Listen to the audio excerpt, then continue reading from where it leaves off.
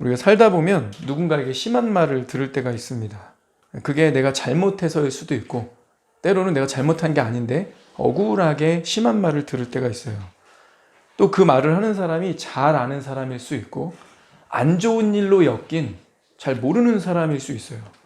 나를 뭘 안다고? 얼마나 안다고? 기분이 팍 상하죠. 성경을 읽다 보면 이런 비슷한 장면을 만나는데, 아마도 내가 살면서 받을 수 있는 가장 심한 모욕? 가장 심한 책망 아닐까, 이런 생각이 듭니다. 기분이 그래서 언짢을 때 이 장면이 떠오를 때가 많았어요. 예수님이 사람들이 나를 누구라 하더냐 물으셨어요. 베드로는 정확하게 대답합니다. 주는 그리스도시요 살아계신 하나님의 아들입니다. 베드로의 답변 때문에 분위기가 매우 좋아졌어요. 근데 주님이 이때 드러내놓고 이 말씀을 하시기 시작하십니다. 자기가 많은 고난을 받고 사람들에게 버림받고 죽임을 당하고 3일 만에 부활하리라. 베드로는 좋은 분위기를 이어가고 싶습니다. 그래서 네 주님, 왜 그런 말씀을 하십니까? 그런 일 생기지 않을 겁니다. 이때 예수님의 답변이 우리가 아는 예수님이 아닌 것 같아요. 뭐라고 하셨죠? 사탄아, 물러가라. 너는 나를 넘어지게 하는 자로다. 내가 하나님의 일을 생각하지 아니하고 도리어 사람의 일을 생각하는도다. 예수님이 돌이키사 제자들을 보시며 제 베드로에게 이르시되, 이렇게 되어 있어요. 그러니까 남들 다 있는데 베드로 콕 집어서 사탄아 이러신 거죠. 사탄의 마음을 품은 자여, 사탄의 마음을 일시 잠깐 품은 자여, 아이고 찌찌찌 이게 아니라요, 사탄이라고 부르셨어요. 베드로를 찝으시면서. 모욕처럼 들리지 않았을까요? 아니, 좀 전에 나한테 페트로스, 반석이라는 이름을 지어주신 그분이, 똑같은 주님이 잠시 뒤에 갑자기 나를 사탄이라고 부르시네요. 그리고 내가 주님을 넘어지게 하는 자였다고요? 넌 나한테 걸림돌이 된다. 이런 말 혹시 누구한테 들어본 적 있으세요? 친한 사람이면 그때로부터 완전 손절이죠. 안 친한 사람이면 이건 싸우자는 얘기죠. 내가 방금 무슨 짓을 했다고 이렇게 말씀하실까? 좀 부드럽게 말씀하시면 안 될까요? 오늘날로 치면 예수님은 좋은 목회자는 아니에요. 좋은 목회자라는 우리의 이상은 어떻습니까? 베드로야, 네가 나를 아끼고 나를 사랑해서 그런 말 하는 건 알겠지만 이것은 아버지 하나님의 뜻이고 섭리란다. 이미 결정된 거야. 뭐 이렇게 부드럽게 말씀하시면 안 돼요? 그리고 조금 생각하게 하죠. 오늘날 우리가 얼마나 존중, 뭐 인격, 인권 이런 거 운운하면서 나한테는 항상 사람들이 친절하게 말해야 돼. 설사 내가 잘못했을지라도, 내 과실이 클지라도 나한테 거칠게 말하면 안 돼. 좋게 말하지 왜 근데 화를 내면서 얘기해? 왜 기분 나쁘게 말해요? 이런 거죠. 예수님조차도 나한테 무슨 말씀하실 때 부드럽게 말씀하실 수는 없었나? 이렇게 성경을 바라본다는 거죠. 예수님을 찾아와서 작은 부탁을 하고 있는 이 본문, 이 한 사람에 대해서도 예수님의 반응이 부드럽지 않습니다. 날카롭고 냉정하게 느껴집니다. 13, 14절입니다. 무리 중에 한 사람이 이르되 선생님, 내 형을 명하여 유산을 나와 나누게 하소서 하니 이르시되 이 사람아 누가 나를 너희 재판장이나 물건 나누는 자로 삼았느냐? 주님 분노하신 거예요. 유대인들은 이 전통적인 관례를 따라 유산을 분배했습니다. 재산을 분배하다가 분쟁이 일어나는 일이 적지 않게 발생했고 랍비들에게 중재를 요청하는 일이 일반적이었어요. 당시 랍비로서 예수님이 유명했으니까 이런 부탁 드려도 괜찮은 것 같은데, 표면적으로 보기에는 이 남자의 요청에는 아무 문제가 없어 보입니다. 그런데 예수님이 예상 외의 반응을 하시는 거죠. 그냥 부드럽게 하시면 안 될까요? 아니, 내가 지금 그거 하기에는 좀 입장이 좀 곤란하다. 부드럽게 거절하시면 안 돼요? 뭐 이렇게 단호하고 강하게 거부하십니까? 사람도 되게 많은데, 무리 중에 제자들뿐만 아니라 무리들이 막 섞여 있는데 거기서 굳이 이렇게 말씀하실 필요가 있을까요? 차갑게? 이러면 오해받잖아요. 비인격자인 것처럼. 예수님 비인격자 같잖아요. 말씀 한마디만 해주시면 안 돼? 랍비로서? 왜 이러시죠? 우리 앞에 것부터 생각해 볼까요? 예수님은 사람의 마음을 아셨습니다. 마음의 중심에 뭐가 있는지, 무슨 의도를 품고 있는지 다 아셨어요. 나중에 제자들이 수시로 누가 크냐 싸움을 하는 것으로 보아 베드로는 자기가 모든 것을 버리고 예수님을 쫓았으니 한 자리 하겠다는 마음이 늘 있었던 겁니다. 성경에 기록된 것만 3번이면 그 외에는 안 했을까요? 안 봐도 비디오죠. 왜 굳이 누가 크냐 싸움을 했다는 얘기를 복음서에 3번이나 기록했을까요? 예수님이 나를 반석이라 부르시고 나를 통해 교회를 세우겠다고 하셨을 땐 기분이 들떴는데 갑자기 고난당하고 십자가 지고 죽을 거라는 이런 초치는 말을 하시니까 듣기 싫었던 거예요. 왜? 이분이 왕이 돼야 내가 한 자리를 할 텐데. 그래서 감히 예수님께 항변하여 이르되, 이 항변한다는 말은 rebuke, 꾸짖었단 말이에요. 아, 예수님 무슨 그런 약한 말씀 하십니까? 그런 일은 없을 겁니다 라고 예수님 꾸짖으면서 큰 소리를 친 거죠. 패션 오브 크라이스트 한 번씩 다 보셨죠? 패션 오브 크라이스트는 기존의 기독 영화와 좀 다릅니다. 예수라는 주제, 복음서에 일어난 사건들을 영화화한 경우가 많이 있습니다. 근데 다른 기독 영화, 다른 예수 그리스도의 생애를 보여준 영화하고 패션 오브 크라이스트는 좀 달라요. 패션 오브 크라이스트는 철저히 고통에 초점을 맞췄습니다. 제가 군대에 있을 때 불신자였던 후임병이 휴가를 나갔는데 그 기간에 영화관에 패션 오브 크라이스트가 걸려있는 기간이었어요. 근데 이 후임병이 불신자거든요. 휴가를 나갔는데 영화관 가고 싶은 거죠. 팝콘도 먹고 좀 이렇게 분위기 좀 타고 싶었어요. 영화관인데 볼 게 없더래요. 휴가 끝나고 들어와가지고 저한테 이러더라고요. 이산학 경장님, 저 이번에 나가서 패션 오브 크라이스트라는 영화를 봤는데 하도 볼 영화가 없어서 본 거지만 보다가 눈물이 나던데요. 그래서 제가 너 교회 안 다니잖아. 아니 교회 안 다니는데 아니 사람이 사람을 어떻게 그렇게 때릴 수가 있습니까? 그 보는데 막 눈 가리겠더라고요. 그리고 그 엄마 막 오열하는 거 나오는데 마음이 아파서 눈물이 나던데요. 그 영화를 만든 멜 깁슨이 그거 작정하고 만든 거예요. 그래서 그 당시에 고고학적 모든 사료들을 근거하고 공부해서 가장 십자가 처형과 가깝게 근접하게 그 영화를 촬영했다고 합니다. 예수님의 고통을 우리가 너무 간과하는 것 같아서 그냥 예수님이 날 위해 십자가 지고 죽으셨어 이렇게만 지식으로 이해하지 그 고통이 얼마나 큰 고통이고 이루 말할 수가 없고 지켜보는 사람에게 오금을 저리게 하는, 아니 창조주가 굳이 죽어도 이렇게 죽어야 되나? 그냥 이러면 안 되나? 머리에 총 대고 빵! 고통 없이 일순간 죽으면 안 되나? 아니면 큰 칼로 한순간에 목 딱 이렇게 자르면 안 되나? 고통 없이 가면 안 돼? 왜 굳이 이거죠. 보는 우리들도 그렇게 느끼는데 예수님은 인간을 만드신 분이죠. 인간 몸속에 있는 오감 중에 이 통각 하나님이 설계하신 거예요. 예수 그리스도께서 누구보다 잘 아시겠죠. 그 고통의 깊이와 고통의 어려움들을 누구보다 잘 아십니다. 예수님은 육신을 입고 이 땅에 오셨기 때문에 두려움을 느낄 수는 있어요. 두려움에 굴복하지 않는 거지 느끼지 않는 게 아닙니다. 예수님 꼬집으면 예수님도 아프세요. 예수님께 모욕하면 분노를 느끼십니다. 근데 분노를 분노로 풀지 않으시는 거예요. 하나님의 아들이시니까. 십자가 지지 말라. 그 고통을 너무나 잘 알고 있기 때문에 사탄의 유혹이 베드로를 통해서 돌아온 겁니다. 예수님 이걸 간파하신 거죠. 가장 가까운 제자 베드로의 입술을 통해서도 사탄의 통로가 될 수 있다는 걸 보여주시는 겁니다. 그래서 사탄의 마음을 품었구나 이렇게 얘기하지 않으시고 사탄이라고 얘기를 하신 거예요. 강력하게 옆에 있는 제자들 너희들도 그럴 수 있다는 걸 분명하게 말씀해 주시려고 한 거죠. 우리가 평범하게 쓰고 있는 이 입술을 통해서 사탄의 길을 열어주는 어리석은 실책을 우리가 할 수 있다는 걸 강하게 드러내는 교훈인 겁니다.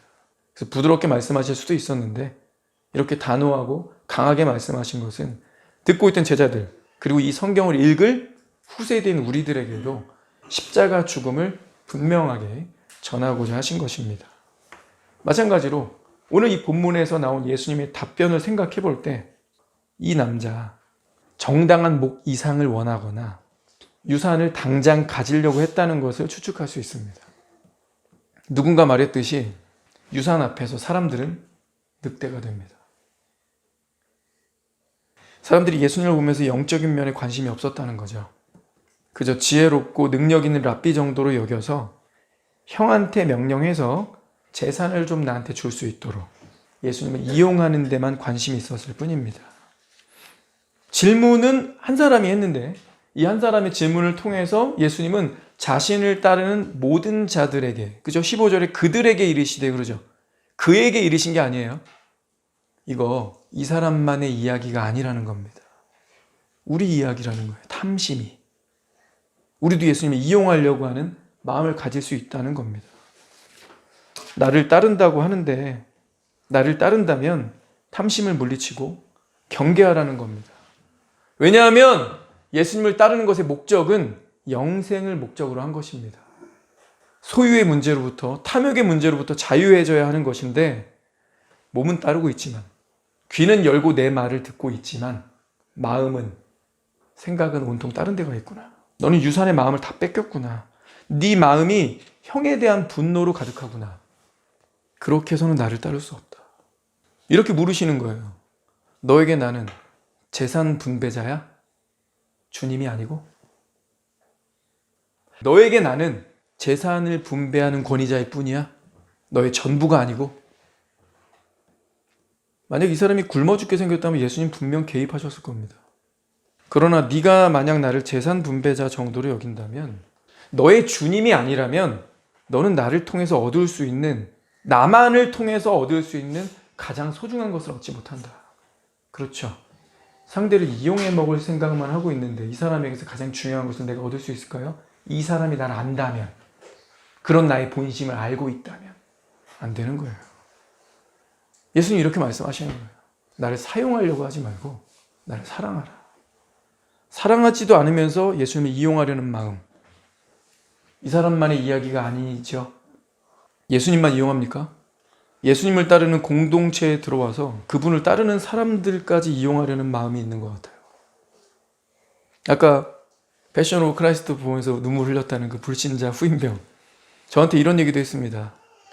이선학 병장님, 저 제대하면 교회 다닐 겁니다. 왜? 야, 지금 교회 가자. 지금 수요일도 갈 수 있어. 야, 일요일 교회 같이 가자. 지금부터 다니자. 지금부터. 지금은 아니고 제대한 다음에 학교 졸업할 때쯤 돼가지고 연애할 때 교회 다니려고요. 왜? 그래도 혼전 순결이라든지 이런 거, 정조 이런 거 아직 얘기하는 곳은 교회밖에 없잖아요. 무슨 말이죠? 이용 가치가 있다는 거죠. 그 친구가 보기에 요즘 너무 문란하다는 거야. 그리고 그 친구가 문란했습니다. 본인이 문란하게 사니까 세상을 못 믿겠는 거야. 남자만 이럴 거라고 생각이 안 드는 거죠. 여자도 이럴 거라는 생각이 드니까 교회를 이용하겠다는 거죠. 자, 근데 이 친구는 다른 편에서 생각하면 이런 거예요. 위선은 아니에요. 자기 쌩얼 깐 거죠. 자기가 무슨 생각 갖고 있는지 드러냈죠. 근데 교회 안에 성경에서 예수님이 늘 지적하셨듯 위선자가 많지 않습니까? 내가 그래도 그 인간만큼은 아니다 하지만 그 인간만큼 아니어서 괜찮은 걸로 생각하고 있는, 그런데 그 괜찮은 것마저 드러나면 신앙이 떨어지는 사람으로 오해받을까 봐, 교회에서 영성에서 인정받지 못할까 봐 그것마저 가리고 가위바위보요 하나 빼기, 마음으로 이기고 싶은데 교회 가서는 져주는 척, 이럴 수 있죠. 밖에서는 오만하고 밖에서는 이런 식으로 사는데 교회 오면 경건한 척, 갑자기 가위바위보요, 세상에서 계속 이거 내는데 교회 오면 이걸 내. 왜죠? 위선적일 수 있는 거예요. 예수님은 끊임없이 종교인들의 위선을 공격하셨습니다. 오늘날로 치면 교인들의 위선을 공격하신 거죠. 그걸 책망하신 거죠. 밖에서는 별 볼 일 없는데 교회에 와서는 자기가 뭐라도 되는 양 목에 힘주고 텃세 부리는 자들이 늘 있었습니다. 교인을 상대로 영업하는 목적을 가진 분들도 계세요. 예수님이 이렇게 말씀하십니다. 나를 사용하지 말고 나를 사랑하라. 명심하세요. 진공 상태 없습니다. 교회 다니면서 예수님 사랑하지 않으면요, 예수님 사용하게 돼 있어요. 예수님 사용하지 말고 예수님 사랑하는 저와 여러분 되기를 축원합니다. 예수님은 문제를 제기한 동생에게 문제를 제기하십니다. 굉장히 창피한 순간이죠. 이 사람은 우리 가정의 정의가 무너졌다. 말씀이 시행되지 않고 있다. 분배 정의를 세워야 한다고 핏대를 막 세워 말했는데 예수님은 그 사람의 얼굴을 보시면서 탐심을 조심해. 너의 탐심이 문제야. 형은 내버려둬. 진짜 문제는 너의 탐심이야. 이게 언뜻 보면 이해가 계속 안 가고 내가 뭐가 문제인데? 이런 논리를 댈 수 있어요. 구약 율법 보니까 장남은 2몫을 받고 나머지 자녀들은 1몫을 받는다. 장남은 2배를 받지만 어쨌든 이 2배를 받았으면 나머지 동생들에게는 1몫씩 줘야 된다. 근데 형이 안 주는 것 같다. 정당하게 요구한 건데 율법에도 써 있는 건데 이게 왜 문제야? 뭐가 문제야? 이건 문제 아니에요. 예수님 우리 마음 보신다 그랬죠? 탐심이 문제라는 겁니다. 그 왜 탐심이야? 정의를 세워야지. 율법에 새겨진 대로 몫을 받겠다는 건데 이게 왜 문제냐니까? 왜 나한테 더 화를 내셔? 이럴 수 있다는 거예요. 분배 정의가 이 사람 뜻대로 이루어지면 진짜 만족할까요? 진짜 행복할까요? 다른 문제 안 터질까요? 우리 살면서 그런 거 느끼죠? 이 문제만 해결되면 행복할 것 같다. 이 문제만 내가 원하는 대로 되면 진짜 배부를 것 같다. 나이 어느 정도 먹으면 알겠잖아요. 수능만 끝나면 천국이 오는 줄 알았죠. 이제 학원 안 다녀도 되고 야자 안 해도 되고. 대학 들어갔는데 또 문제가 생기던데. 내가 원하는 대학교 못 간 것 때문에 자존심, 어느 대학 나왔어 막 이런 것 때문에 취업한 다음에도 계속 끊임없이 나를 고민하게 하고 나를 신경 쓰이게 하고 나를 만족시켜주지 않는 것 같은, 나를 별로 웃게 하지 않는 것 같은 문제는 계속 터지던데요. 예수님 이러시는 거예요. 네가 원하는 분배 정의가 이루어진다 해도 넌 진짜 만족할 수 없어. 그런데 내가 네 안에 들어간다면, 나로 인하여 네가 배부른다면 너는 모든 것을 얻는 자가 된다. 이 형은 여기 오지도 않잖니. 나는 너에게 관심이 있다. 형에게 관심 끄고 너의 탐심이 문제야.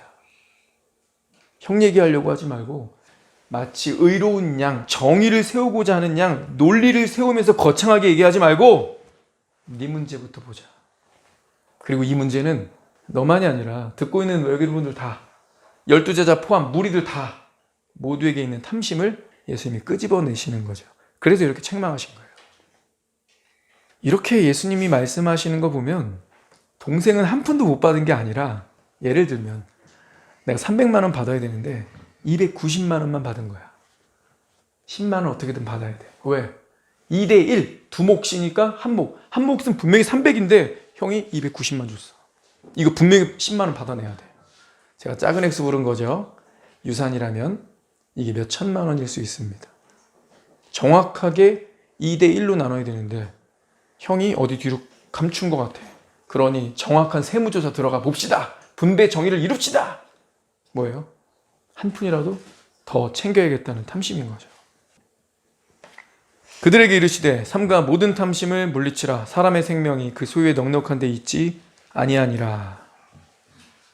너는 지금도 충분히 먹고 살 만큼 가졌다. 그런데 그것으로 충분하지 않다는 염려, 두려움, 조금이라도 더 가져야 만족할 수 있다는 탐심에 빠져 있구나. 너의 생명과 너의 참된 기쁨은 쌓여가는 재산에 달려있다는 것이냐. 이 말씀이 사람의 생명이라고 그랬죠. 사람의 생명이 소유에 넉넉한 데 있지 않다. 자, 생명이 있어야 기쁨도 있는 거고, 생명이 있어야 즐거움, 만족, 행복, 평안, 안전 이런 것도 있는 거죠. 그죠? 그래서 이 말씀은 얼마든지 이렇게 적용 가능해요. 사람의 기쁨이 소유에서 오는 게 아니다. 사람의 안전이, 너희들은 돈으로 보험 삼으려고 하는데 사람의 안전이 돈에서 오는 게 아니다. 사람이 느끼는 내적인 평안이 재물의 유무로 오는 게 아니라는 얘기를 예수님이 하시는 거예요. 너희는 지금 잘못된 우상을 섬기고 있다. 소유로 평안, 만족, 행복, 안전 이것을 삼으려고 하는데 거기서 오는 게 아니다. 잘못된 우상 섬기고 있다. 이게 와닿으면 좋은데 이게 와닿았으면 이 비유 안 나왔을 텐데. 우리 마음도 좀 그렇죠. 알긴 알겠지만 그래도 먹고 살아야 되는 거 아니에요? 이왕이면 다홍침한데 받을 수 있는 건 다 받는 게 낫지 않겠어요? 인간의 이런 타협하는 마음을 주님이 잘 아시기에 보충 설명을 덧붙이신 게 이 비유입니다. 16절, 또 비유로 그들에게 말하여 이르시되 한 부자가 그 밭에 소출이 풍성하매 심중에 생각하여 이르되 내가 곡식 쌓아둘 곳이 없으니 어찌할꼬. 풍성한 소출이 부자에게 고민을 안겨줬습니다. 이 사람이 이미 부자예요. 그런데 더 부자가 된 거죠. 이 예화를 이렇게 드신 거는 여기 왔던 무리 중에 이 한 사람이 이미 소유를 어느 정도 넉넉하게 가지고 있어요. 아마도 여기 12제자들 모두보다 나을 거예요. 그러나 별로 같지도 않았지만 그 소유마저 모두 버리고 예수님을 쫓았는데, 이 사람은 예수님을 쫓아오면서 예수님을 따르겠다고 했지만 훨씬 더 많은 소유를 가졌음에도 더 갖고 싶다고 정당성을 예수님께 요청하고 있는 거죠. 이미 충분히 부자예요. 이 사람은 이제 자신에게 벌어진 이 상황을 해석하기 시작합니다. 18절 같이 읽을까요? 시작. 또 이르되 내가 이렇게 하리라. 내 곳간을 헐고 더 크게 짓고 내 모든 곡식과 물건을 거기 쌓아두리라. 이미 지어놓은 창고로는 이 소출을 다 쌓아놓을 수가 없는데 그럼 이건 어떻게 하라는 하나님의 뜻일까? 현재 곳간이 작으니까 더 큰 거 지어서 거기에 쌓으라는 사인이구나. 이거 다 부시고 더 큰 곳간을 지어야겠다. 이 곳간 하나 아닙니다.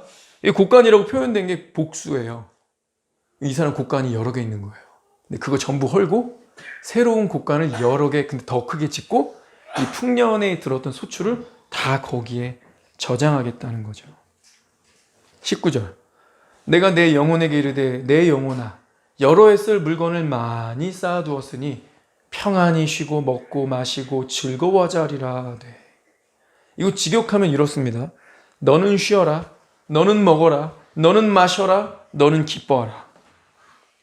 여전히 부자는 모든 초점을 자기 자신에게만 맞추고 있죠. 자기에게 일어난 일을 이런 식으로 해석하니까 이런 행동이 나타나고 이제 내 인생에 대한 해석이 나옵니다.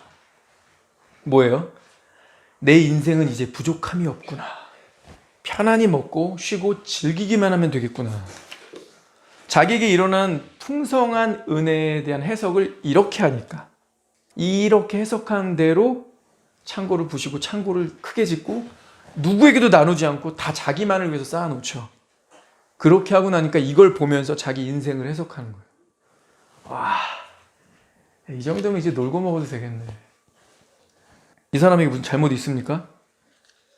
없습니다. 도둑질한 것도 아니고 사기친 것도 아니고 그냥 풍년이 든 거예요. 그런데 생각해 봐야 하는 게 있습니다. 예상치 못한 풍년이 들었을 때 이 사람은 이렇게 해석했어요. 더 큰 창고를 지어서 이 모든 걸 나를 위해 쌓아야겠구나 라고 해석할 수도 있지만, 더 많이 주신 것은 흩어 구제하며 나누라고 주신 거구나 라고 해석할 수도 있습니다. 해석이 내 인생을 만드는 거죠. 전자로 해석하니까 나만을 위해서 창고를 다시 짓고 거기에 모두 쌓아요. 그리고 그걸 지켜보면서 앞으로의 내 인생을 해석해요. 편안히 놀고 먹자 하리라.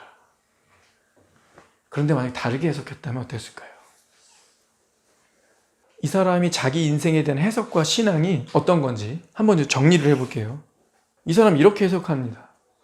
나는 물질이 차고 넘치게 채워져야 그제야 비로소 안심하고 만족하는 수준의 인간이구나. 내 영혼의 안식과 평안과 참된 기쁨은 재물의 넉넉함에 달려있어. 재물이 나를 지키는 하나님이다. 나는 물질이 차고 넘치게 채워져야 그제야 비로소 안심하고 만족하는 수준의 인간이구나.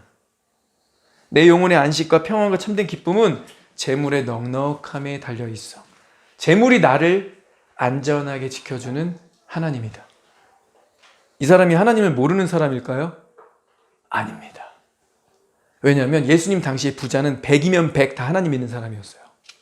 왜냐하면요, 부자, 이 신명기 28장에 나오는 약속된 말씀이 있죠.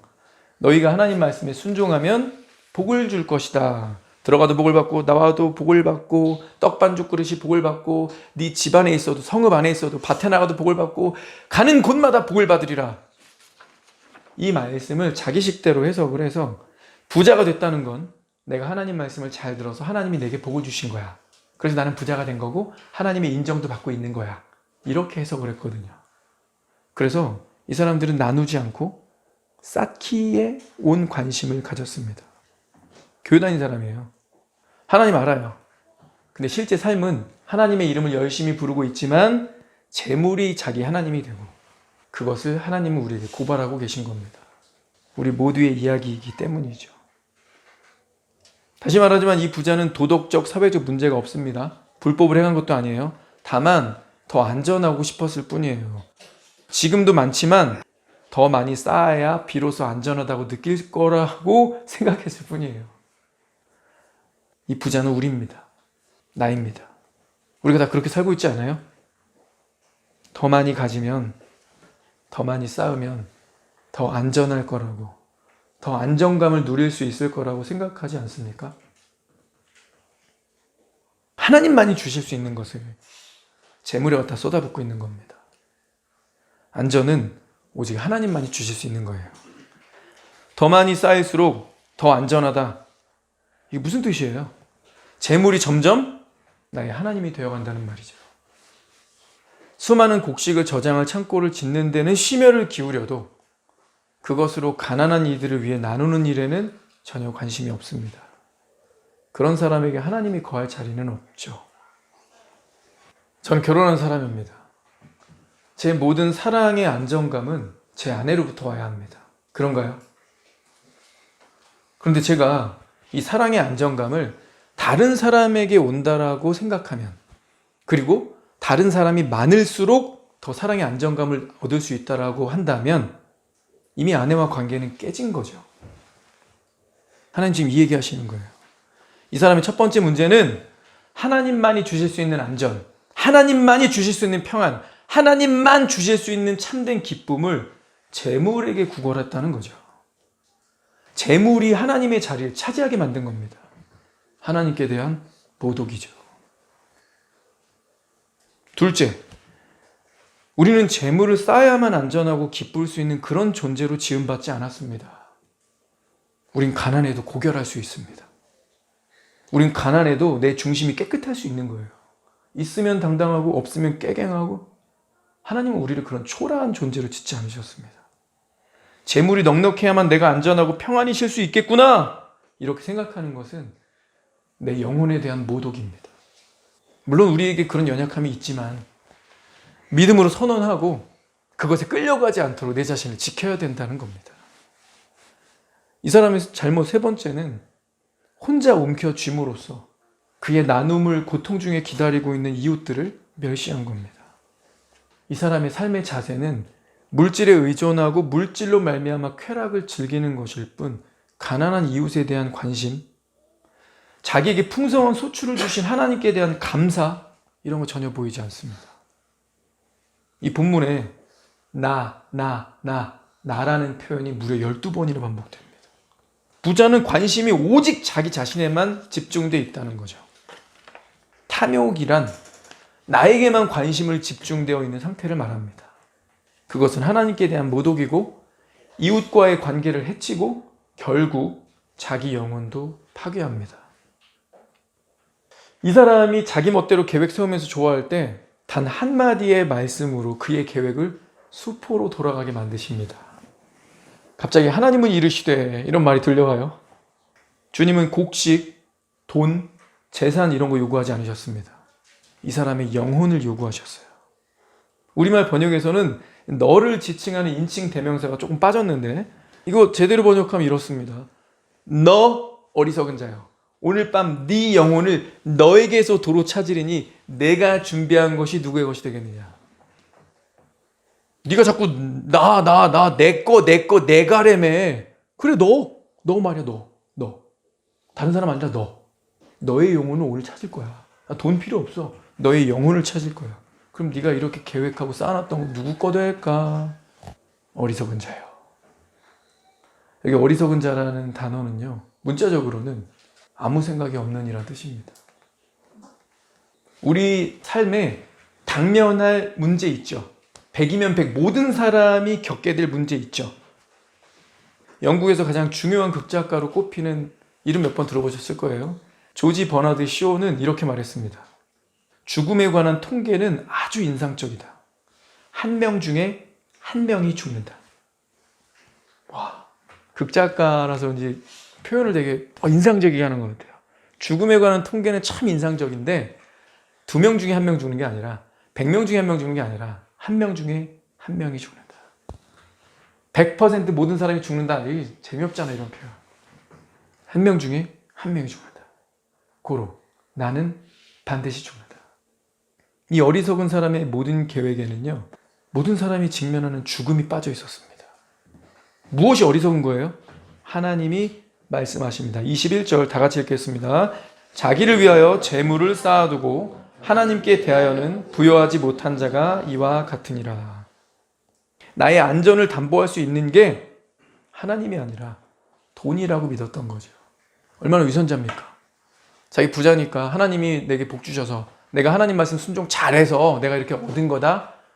회당 가가지고는 맨날 자랑했겠죠. 자신의 부여함은 하나님이 주신 축복이다. 근데 그 축복이 왜 왔을까? 신명기에 따르면 내가 순종했기 때문 아닐까? 이런 자기의도 있었겠죠. 근데 그것을 하나님께 감사하지도 않고 나누지도 않아요. 하나님께 감사하지 않으니까 하나님 말씀에 순종할 리는 없겠죠. 하나님 뭐라 하시는데요? 흩어 구제하라. 자꾸 움켜쥐지 말고 나누라. 그러면 흔들어 넘치도록 할 너에게 안겨주리라. 하늘에서 큰 보화가 있으리라. 너는 나를 따르라. 근데 이 사람은 1차적으로 하나님께 관심이 없는데 교회만 다닌 거야. 왜? 교회 가면 인정받으니까. 율법으로 나를 인정해 주니까. 그걸 즐기기만 한 거죠. 하나님께도 관심 없고 다른 사람에게 관심 없고 사실은 근본적으로 보면 자기 영혼에 대한 관심도 없어요. 그냥 육신적 만족 찾는 것밖에는 없는 거예요. 천박한 신앙이죠. 오늘 재미있으면 돼. 오늘 일 안 해도 놀고 먹을 수 있으면 돼. 내일 저 창고가 해결해 줄 거야. 이 생각만 갖고 그냥 오늘을 사는 거예요. 놀고 먹으면서 즐기는 거예요. 천박한 신앙이죠. 이 사람 자기 영혼에도 관심 없었던 겁니다. 이 어리석은 자여, 이 대상이 부자들만을 대상으로 한 걸까요? 돈이 아니라 어떤 것도 마찬가지가 될 수 있습니다. 어떤 것이라도 탐욕의 대상이 된다면 똑같습니다.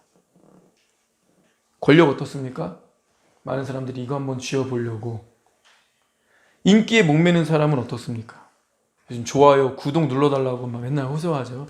인기, 알려지고자 하는 욕구도 우상숭배의 한 형태입니다. 도박이나 술, 취미, 기호생활도 마찬가지입니다. 이런 것도 돈 못지 않아요. 거기 빠지면 빠져나오지 못하고 허우적대면서 시간과 인생을 허비하지 않습니까? 여기 자기를 위하여 재물은 쌓아두는데 하나님에 대해서는 부여하지 못하다. 이게 어리석은 거라고 말씀하셨어요. 자기를 위하여 쌓는다라는 것은 뭐냐면요. 쌓아서 뭐 하려고 하는 거죠? 이거 쓰려고 하는 거죠? 이거 쓰면서 나 놀고 먹으려고 하는 거잖아요. 그래서 이렇게 해석해도 돼요. 자기를 위하여 쌓는다는 건 곧 자기를 위하여 쓰는 겁니다. 자기를 위하여서는 쓰는데 하나님을 위하여 쓰는 것은 없다. 어떤 게 그렇죠? 자신의 재미를 위하여 시간은 쓰는데 하나님을 위하여서는 시간을 쓰지 않는다. 자기 만족을 위하여 돈은 쓰는데 하나님의 영광을 위하여 돈은, 지갑은 늘 닫혀있다. 자기 명예를 위하여서는 내가 이런 거를 성취하고 이런 것들을 갖게 되면, 이런 스펙이 있으면 어디 가도 명함 하나 내놓으면 괜찮겠네. 자기 명예를 위하여 인생을 투자하는데, 자기를 위하여 온갖 것을 기꺼이 사용하는데 하나님을 위하여서는 쓰지 않는다는 거예요. 오늘 이 비유에 나온 부자는요, 예수님을 사랑하지 않고 예수님을 사용하려 했습니다. 그리고 그것은 우리의 이야기이기도 했습니다. 어떨 때 예수님을 사랑하지 않으면서 사용하려 하나요? 마음에 탐심이 있을 때, 내가 뭔가를 얻고 싶어하는 나의 어떤 욕구와 정욕이 있을 때 예수님은 사랑의 대상, 경배의 대상이 되지 않고 이용의 대상이 될 수 있다. 그것을 예수님은 강하게 책망하셨습니다. 이미 우리에게 주어진 것은 풍요롭고 풍성한데 더 가지려고 하는 마음. 저 여러분 어쩌면 지금까지 본 드라마나 영화 충분히 본 거 아닐까요? 더 봐야 재밌을까요? 더 보면 만족할 수 있을까요? 우리가 스마트폰을 내놓지 못하는 이유가 뭡니까? 오늘도 집에 가서 쉴 텐데 성경은 저 멀은 책장에 꽂혀 있고 당장의 블랙폰은 바로 여기다 놓고 시도 때도 없이 어느 때나. 더 봐야 만족할 수 있을까요? 더 봐야 재밌는 걸까요? 더 보면 행복해질까요? 우리가 여기에다가 무엇이든 집어넣을 수 있는데 오늘 집에 돌아가시면 좀 정직하게, 조용하게, 진지하게 이 말씀을 좀 대면해 봅시다. 이 말씀이 말하는 어리석은 부자에 내가 지극히 들어가고 있구나. 나를 위하여서는 이렇게 이것저것 그것을 기꺼이 마음껏 나를 만족시키기 위해서 지금 어제 오늘도 쓰고 있는데 하나님을 위하여서 내가 뭘 하고 있을까? 두렵고 떨림으로 너희 구원을 이루라. 이 말씀에 부딪힌 저와 여러분 되기를 축원합니다. 기도하겠습니다.